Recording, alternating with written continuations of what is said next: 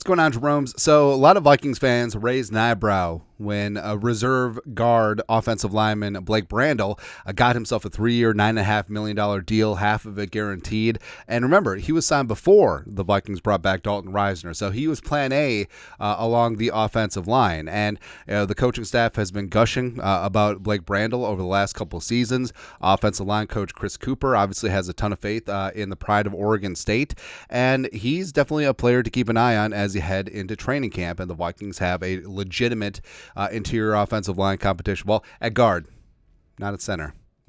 Long story longer, ESPN NFL Nation put together a piece, 2024 NFL OTAs, players who surprised us most at minicamp, and Blake Brandel is the Vikings representative. You wouldn't expect a former backup offensive lineman to be the talk of Vikings practices, and it's not as if Brandel was on the tip of the tongue of every coach and player this spring, but it was exceptionally notable to watch how events played out at the left guard spot. After 4 years as a backup guard and tackle, and increasingly unsolicited raves from coaches, Brandel opened the spring as the first-team left guard. He remained there even after the Vikings re-signed 2023 starter Dalton Risner. Come on up for the Risner. Coach Kevin O'Connell indicated that Risner will compete with both Brandel and right guard and Ingram. A strong sign the Vikings will give Brandel every opportunity to elevate into a starting role from Kevin Seifert, who is not Carl Gerbschmidt. And the Vikings, this is gloriousness. Again, when was the last time that there was a legitimate guard competition? Because for years, it was just like, hey, Oli Udoh, you're the starting guard. Hey, Drew Samia, you're the starting guard. Hey, Pat Elflein, you're the starting guard. Hey, Dakota Dozier, you're the starting guard. And there will be no changes and no competition ever. It's ridiculous, man. But I actually do I actually don't think that the fix is in. I actually do think that the Vikings are dedicated to getting the best five out there. Now, that hasn't always been the case. And you see this with football teams around the country, whether it's politics, whether it's draft position, whether it's money.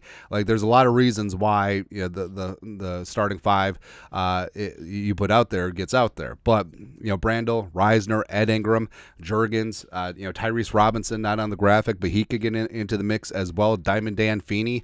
So I think that it's glorious. It's absolutely beautiful that the Vikings will have some legitimate competition going on, but. Again, the best five will be out there, but going back to the money.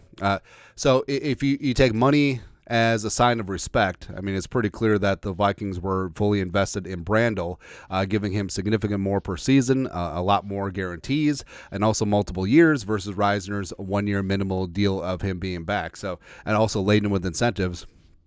Contingent on him winning a starting job. But I mean, it's pretty clear that Blake Brandel, they're in. And, he does have experience at that left guard spot with Darisaw flanking him on his left. Chris Cooper obviously sees something in him, working with him the last 2 years. This heading into year 3 of the scheme. Also positional flexibility, which is great. He came into the league as a left tackle out of Oregon State. Plays with good balance. And also, this is like my long-standing conspiracy there. I feel like short arms are actually better for interior offensive linemen. Now, they're the death knell for a tackle generally, but inside, I feel like you can have a little bit more leverage if you have shorter arms, but that's neither scientifically provable or whatever. And also, the Vikings do have faith in this spot. Plus, I know the people, poo-poo Brandel because he's been a backup for 4 years, but don't forget Jumpin' Joe Berger, the pride of Michigan Tech, who was also a 6th-round pick, just like Blake Brandel. But I mean, Berger bounced around the league for quite a bit. Like, he bounced around the league for at least 6 years. He's drafted by the Panthers. Then he went to the Dolphins for 2 stints with Tony Sparano. Also with the Cowboys for 3 seasons. Didn't really get things going until he landed here with the Vikings in 2011. And you could make a very good case that Joe Berger was the Vikings' best offensive lineman for the 2010s decade. Like, I will honestly go to bat for Joe Berger. I will say that Joe Berger is probably the Vikings' best offensive lineman for that decade. And again, he didn't really get going until year 6, 7. Right? So I mean, under the new CBA, it is allowed for guys to get better, especially if they land in a perfect situation. They build up chemistry and continuity with their offensive line, which is extremely important up front. So I think that Brandel could be a little something. And he's definitely a guy to watch at training camp, as well as just monitoring that guard competition, because it is going to be a legitimate competition. Yeah, pretty damn fired up there. But your thoughts are thoughts. Blake Brandel named ESPN's player to watch. Again, a guard. Let us know your thoughts and our thoughts in the comment section below. Subscribe for daily Vikings takes. Want to support the work? Put a little something in the Venmo. But next time, Skol, production value.